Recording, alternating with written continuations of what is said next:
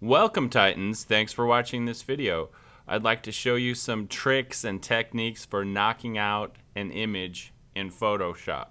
When we refer to knocking out an image, it is in reference to taking a digital image and finding the subject within that image and making everything else in the background transparent so that we can take the subject of the image and place it into another program or a different thing that you need to use it in. It could be an image that we need to use in a video or something that we need to put into a composite image or a lot of different things. We could be putting a logo into a page layout program so that we can see all of the space behind and around the image without having a rectangular frame around everything.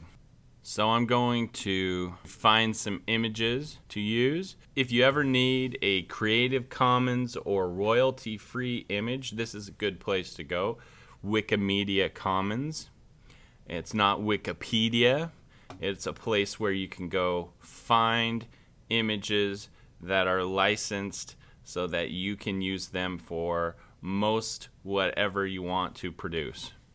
RCTSO is doing a video about curling for our sports show. So I need to find some images of some curling equipment, specifically curling stone. So here we have some different things to use. Let's go check this one out. I like that. And I want to find the largest image. I'll control click on it and save that image as. Change the name really fast.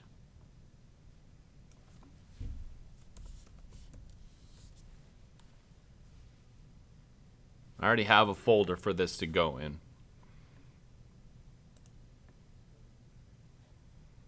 I can easily go show it in the Finder. And I think I'll open that one directly in Photoshop. Now I have this image of a curling stone open in Photoshop. You can see that it is its own layer right now. In order to work on this layer, we'll have to do this one thing. Double click on it and just hit OK. You can see that now it's unlocked. I can go back and lock that layer or unlock it as I want to now. The other thing I need to do with my layers is create at least one transparent layer. I like to put it underneath because that makes more sense to me. And now it's all about making a selection. So we'll use some different tools to select parts of the image that we either want to keep or we want to get rid of. I think that this image is going to end up being just these two curling stones with no background. So I need to make a selection of everything that I don't want in this image.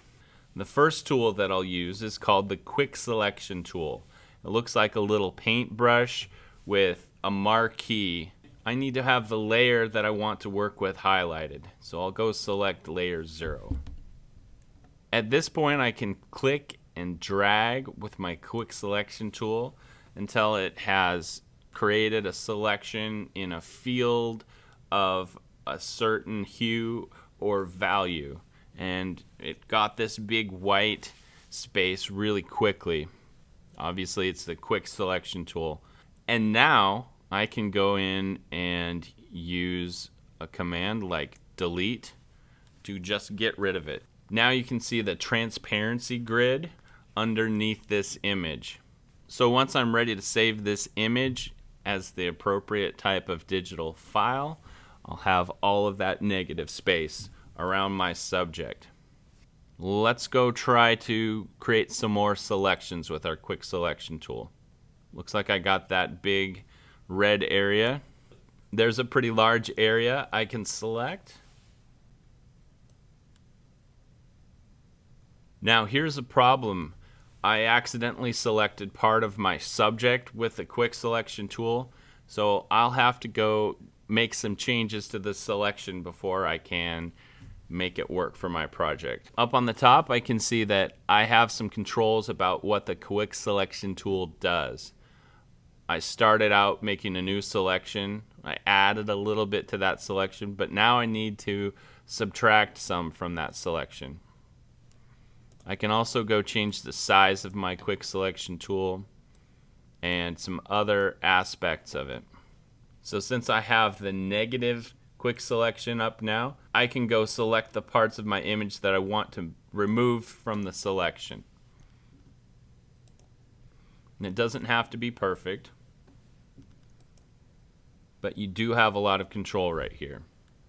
You can easily toggle between negative selection or minus from the selection and adding to the new selection by using controls like Shift. And you can see that right now my cursor changes from a subtract from selection to an add to the selection.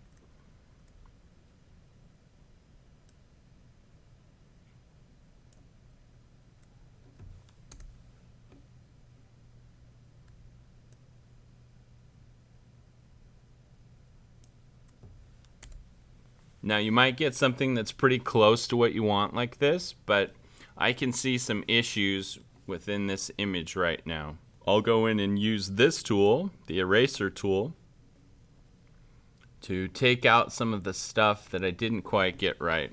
You'll notice that the eraser tool doesn't really work unless we have some of that image selected. So I'm going to use a keyboard command that selects everything in the entire image.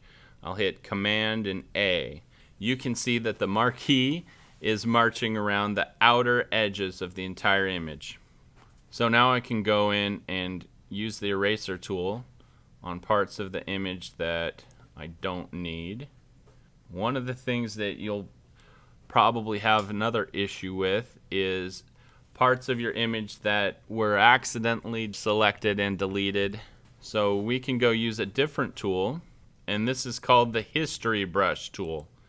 The History Brush is really kind of the opposite of the eraser tool. It will go in and time travel this image back to what it was before you changed it.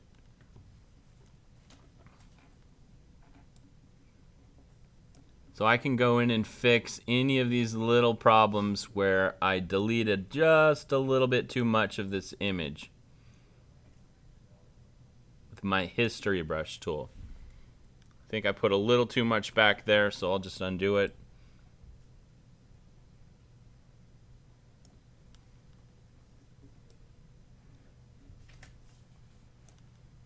Here you can see me going through, touching up all of the edges of these curling stones using a combination of the eraser tool and the History Brush. I want to stress that this is not the only way to do this task, knocking out an object.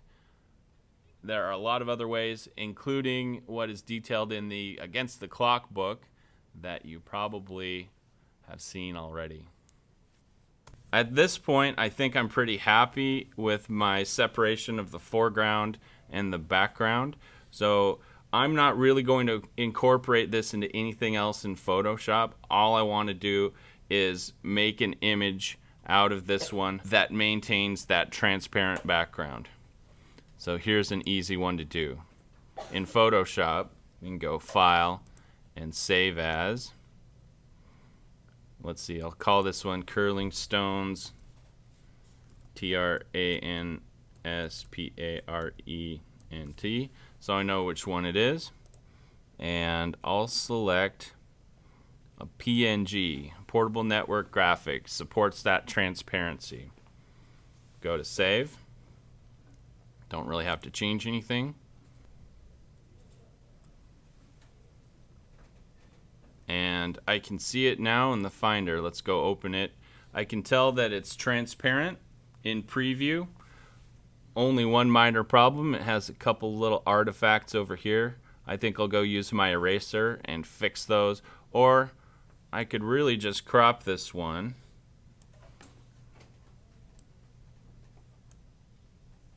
And that stuff's gone now. I can go ahead and place this into a video or another project, and I'll see the negative space around and behind those objects. Thanks for listening.